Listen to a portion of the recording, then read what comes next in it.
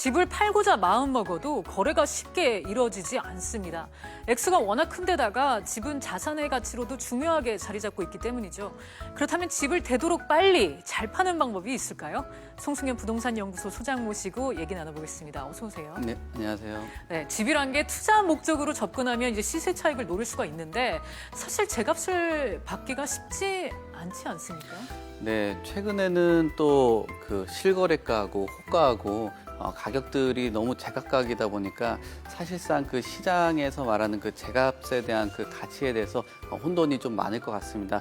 이런 부분들이 아무래도 뭐 투자 입장으로 나섰던 분들에게는 가장 큰 그 걱정거리가 아닌가 뭐 그렇게 생각을 하고 있습니다. 네, 그런데 이보다 더 고민인 건 집을 내놔도 잘 팔리지 않는다는 겁니다. 혹시 집을 팔 때도 노하우가 좀 필요할까요? 네, 아무래도 우리가 그 집을 팔려면은 그 세입자라든지 집주인이라든지 이런 분들이 그 매수하려는 분들하고 그 대면을 해야 되는데요. 그 대면을 하게 됨으로써 그 첫인상이 상당히 중요합니다. 그래서 내가 집을 그 매도를 해야 되겠다라고 생각을 하신다면은 여러 가지 뭐 깨끗하게 좀 쓰실 필요가 있을 것 같아요. 현관 같은 경우는 아무래도 내가 제일 먼저 마주치는 그 공간이기 때문에 이런 부분들의 짐 같은 게 좀 많다라고 보여지면 현관이 상당히 좁게 느껴집니다. 그래서 현관에 있는 짐들은 좀 필요 없는 부분들은 좀 치울 필요가 있겠고요. 욕실이라든지 주방 같은 경우는 조금 미관상 깨끗하지 않다면 미관상 좋지 않기 때문에 이런 부분도 좀 깨끗하게 좀 정리를 해 주실 필요가 있겠습니다. 또 집을 잘 파시려면은 아무래도 환기적인 부분들을 좀 신경을 쓰셔야 되는데요. 곰팡이라든지 냄새들이 좀 발생을 한다면은 좀 불쾌한 부분들이 있을 겁니다. 사실 그 곰팡이가 있다라고 하면은 결로라든지 아니면 누수 같은 경우가 있을 수도 있기 때문에 집안 그 하루에 한 3번 정도 환기를 해주시길 바라겠고요. 방향제라든지 곰팡이 제거제를 좀 사용을 하셔서 좀 냄새도 좀 신경을 좀 쓰셨으면 좋을 것 같습니다. 또 주변에 길가에 본인의 주택이 좀 있다면은 아무래도 그 음악 같은 거를 좀 틀어 놓으시면은 소음적인 부분도 조금 그 효과가 있지 않나 뭐 그렇게 보고 있습니다. 섬세한 조언이셨습니다.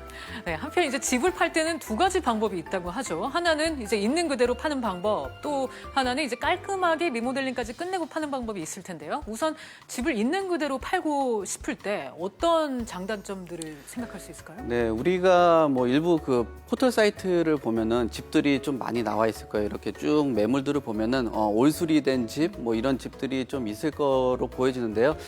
내가 집을 뭐 리모델링을 하느냐, 리모델링을 하지 않고 있는 그대로 파느냐, 이 두 가지를 잘 비교를 하시면서 접근을 하셨으면 좋겠습니다.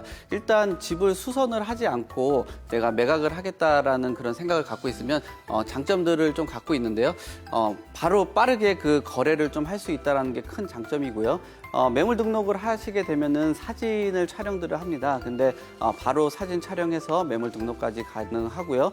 또 그 공사를 하게 되면 잠깐 이사를 하거나 어떤 그 거처를 마련을 해야 되는데 매매 완료 전까지 내가 거주를 할 수 있다는 게 큰 장점입니다. 또한 그 단점도 한번 살펴보실 수가 있는데요. 관리라든지 보수라든지 이런 부분들을 좀 정리를 잘 안 됐다 하면은 거래보다 좀 낮게 거래가 될 수 있고요. 최근에는 뭐 깨끗한 집을 좀 선호를 하다 보니까 리모델링 하는 층에 비해서 수요층이 좀 적다라는 그런 단점도 지적할 수가 있겠습니다. 또 리모델링 한 집을 그 매도를 해야 되겠다라는 것도 한번 보실 필요가 있는데요. 장점들을 보시면은 리모델링 하시면은 아무래도 요즘에는 리모델링에 대한 그 선호도가 높기 때문에 거래 확률도 높고 시세도 좀 높게 측정을 받을 수 있겠고요. 단점으로 보면은 비용을 투자를 했는데 내가 그 집이 팔리지 않는다면 비용을 안고 갈 수가 있겠고요. 리모델링 완료하기 전까지는 뭐 완벽한 모습이 아니기 때문에 매물 등록하는 데서도 좀 한계가 있다라고 말씀을 드릴 수 있겠습니다. 네, 리모델링을 할 때에 팔 때의 장단점까지 알아봤는데 리모델링을 하기 전에 주의할 사항이 있죠.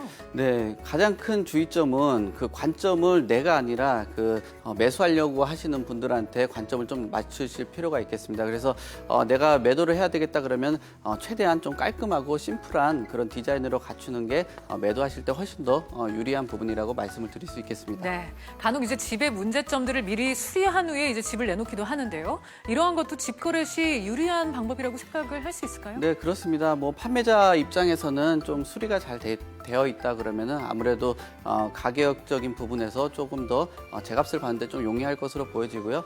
내가 수요자 입장에서는 집을 들어가는데 뭐 이런저런 고칠 것들이 있지 않나 그런 생각들을 많이들 할 텐데요.